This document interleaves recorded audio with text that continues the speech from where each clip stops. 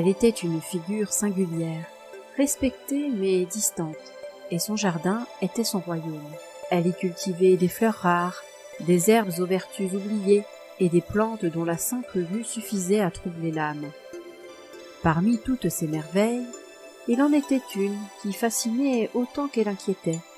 Une rose noire, d'un velours si sombre qu'elle paraissait absorber la lumière du jour. Cette rose, Clara l'avait obtenue d'un homme que peu avaient vu et dont certains doutaient même de l'existence. Un ermite vivant à l'écart du village, dans une cabane à moitié enfouie sous les racines d'un vieux chêne. Elle se souvenait du jour où elle l'avait rencontré.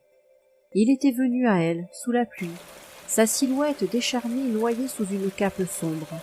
Il lui avait tendu une petite boîte contenant une seule graine et lui avait murmuré « Plante cette graine, mais garde son secret. Elle fleurira lorsque tu seras prête. » Aucune explication, aucune promesse, un simple avertissement. Clara, intriguée et curieuse, avait planté la graine au centre de son jardin, dans l'ombre d'un saule centenaire. Des années passèrent, la plante poussa lentement, développant des tiges noires et épaisses, couvertes d'épines aussi tranchantes que du verre. Puis, un matin, au cœur d'une brume épaisse, la rose noire éclot. Son parfum était envoûtant, indescriptible, une fragrance qui évoquait à la fois la nostalgie d'un souvenir lointain et l'intensité d'un désir inassouvi. Dès ce jour, quelque chose changea. Les villageois commencèrent à chuchoter. D'abord, ils se contentèrent d'observer de loin, murmurant des superstitions à voix basse. Puis certains jurèrent que, la nuit, des ombres sans corps erraient autour du jardin de Clara. « On l'a vue bouger, cette rose, comme si elle respirait », murmurait la vieille Marthe qui vivait non loin de là.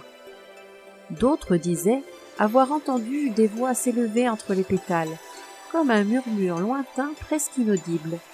Les enfants furent interdits d'approcher la maison de Clara, et même les plus téméraires s'abstenaient de trop fixer le jardin.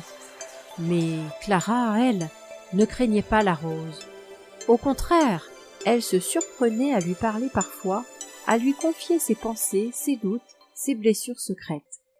À chaque fois qu'elle se livrait à la fleur, elle se sentait plus légère, jusqu'au jour où elle comprit la vérité.